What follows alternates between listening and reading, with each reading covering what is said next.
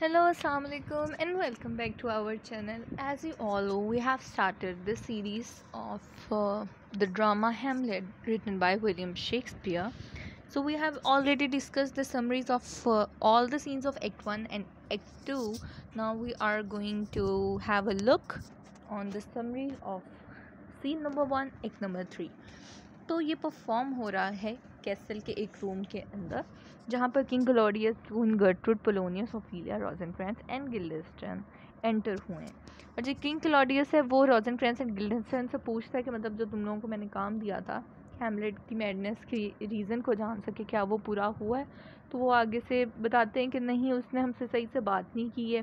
अपने हमसे वो अच्छे से तमीज़ से बात तो कर रहे थे, लेकिन वो जैसा फोर्सफुली बात कर रहे थे, और उनकी मैडनेस की रीज़न हमें नहीं उन्होंने बताई, क्वेश्चंस को आंसर नहीं कर रहे थे। तो उसके बाद वो फिर ये भी बताते कि वहाँ पे जब हम बात कर रहे थे तो एक्टर्स कुछ मिले थे और हैमलेट जानते हैं और उसके बारे में, और मे बी आज रात कोर्ट के अंदर परफॉर्मेंस भी हो। तो पोलोनियस आगे से कहते हैं ये सच्ची बात है, बल्कि उस हैमलेट ने मुझे कहा भी था कि किंग एंड क्वीन को इनवाइट भी करूँ मैं। तो क्लॉडियस इसमें कहते हैं कि मतलब मैं बहुत खुश हूँ अगर वो इंटरेस्टेड है इस प्ले के अंदर, बल्कि उसको इनक्रेज किया जाए इस चीज़ के अंदर। और ये इसके बाद रोजेनक्रेंस एंड गिल्डेस्टन एग्जिट हो जाते हैं, और किंग क्लॉडियस जो है वो गर्ट्रूड को कहती हैं कि आप प्लीज़ यहाँ से जाएंगे, हम अपना जो प्लान है उसको एग्जीक्यूट कर सकें। जो प्लान है कि किंग यानी किंग क्लॉडियस और जो पोलोनियस है वो पर्दे के पीछे खड़े होकर, आप ऑब्वियसली पीछे कहीं छुप कर ओफिलिया और हैमलेट की बातें सुनेंगे, ताकि वो जान सके कि असल रीज़न क्या ओफिलिया का लव है जिसकी वजह से वो मैड हो गया। और क्वीन गर्ट्रूड ओफिलिया को जाते जाते कहती हैं कि मैं विश करती हूँ कि मतलब तुम्हारी जो ब्यूटी है वही रीज़न हो और वही बाद में मेरे बेटे को ठीक भी करे।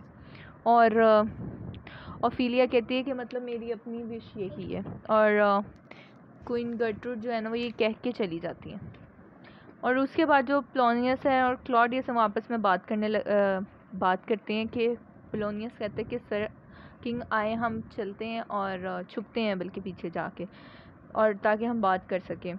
और क्लॉडियस भी कहते हैं कि चलो ठीक है हम चलते हैं, और वो पोलोनियस ओफिलिया को ये इंस्ट्रक्शन देता है कि तुम नेचुरली एक्ट करना ना, कि मतलब पता ना लगे कि ये सब प्लान है। उसके बाद हैमलेट जो है वो एंटर होता है और क्लॉडियस और पोलोनियस एग्जिट कर जाते हैं। उसके बाद हैमलेट एंटर हुआ, उसकी सॉली लिखी हुई है जो काफ़ी फेमस है, टू बी और not to be that is the question, यानी कि ज़िंदा रहना या मरना क्या बेहतर है। अब यही कशमकश है, और ये एक बहुत फेमस सॉली लिखी हुई है, या एक फेमस लाइन है विलियम शेक्सपियर के ड्रामा की, और जिसके अंदर वो अपनी तकलीफ़ों की बात करता है कि मैं बहुत तकलीफ़ में हूँ और उसके जो लाइफ में सब कुछ हो रहा है। लेकिन वो दूसरी तरफ ये भी कहता है कि अगर मैं सुसाइड कर भी ले इंसान, लेकिन उसको ये तो नहीं ना पता कि आखिरत में उसके साथ क्या होना है, यानी मरने के बाद जो अगली लाइफ है उसमें उसके साथ क्या होगा। मे बी उसको उसके ऊपर अजाब है, यानी दोज़ख में जाए या जन्नत में जाए, कुछ भी हो सकता है। तो क्योंकि कोई इंसान वापस आके तो नहीं ना अपना हाल बताता, तो ये नहीं पता कि मरने के बाद इंसान के साथ क्या होता है। इतनी देर में वो ओफिलिया को देख लेता है, और फिर उनकी डिस्कशन होती है। ओफिलिया पूछती है कि आप कैसे हैं, और हैमलेट कहते हैं थैंक यू पूछने के लिए, मैं ठीक हूँ। फिर ओफिलिया आगे से कहती है कि जो आपने मुझे टोकन ऑफ लव दिए थे ना, यानी जो गिफ्ट दिए थे, तो मैं आपको वो रिटर्न करना चाहती हूँ। तो हैमलेट गुस्से में आ जाता है और वो इसमें बातें गलत मलत बोलने लग जाता है। वो कहते हैं कि मतलब मैंने तो तुम्हें कुछ नहीं दिए। और फिर यही डिस्कशन होती रहती है, और वो हैमलेट यहाँ पर अपनी आयरनी और स्टाइल को यूज़ करता रहता है कि हैमलेट फिर पूछता है कि क्या तुम खूबसूरत हो। तो ओफिलिया कहती है कि मतलब आप क्या बात करें। हैमलेट आगे से कहता है कि अगर तुम खूबसूरत हो या अच्छी हो तो तुम्हारी गुडनेस का तुम्हारी ब्यूटी के साथ कोई लेना देना नहीं है, क्योंकि ऑनेस्टी, और यहाँ पर असल में ऑनेस्टी और ब्यूटी का डिफरेंस हमें बताया जा रहा है कि मतलब कोई इंसान खूबसूरत है तो ज़रूरी नहीं है वो सच्चा ही हो, क्योंकि खूबसूरती तो इंसान की चली जानी है, बाकी जो रह जाती है ना वो ऑनेस्टी रहती है, जो हमेशा के लिए रह जाती है। फिर वो हैमलेट उसको कहता है कि तुम ना नन्नरी चली जाओ, और यानी कॉन्वेंट चली जाओ, ताकि तुम्हें किसी भी गुनाहगार इंसान को बर्थ ना देनी पड़े।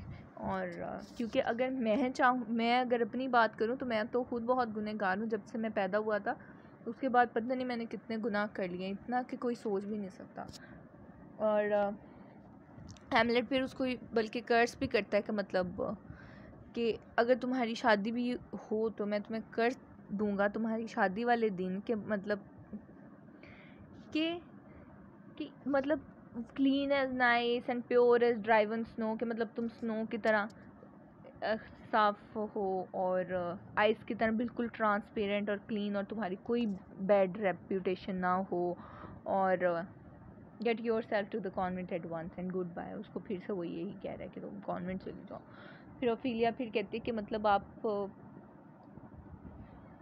क्या, मतलब वो शौक है, वो क्या बातें कर रहा है ऑब्वियसली, कि उसको इस तरह की अजीब सी उसकी एक तरह से करेक्टर के ऊपर बात आ रही है सारी।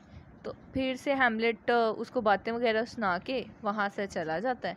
उसके बाद ओफिलिया बात करती है और क्लोडियस और पोलोनियस जो हैं वो एंटर होते हैं।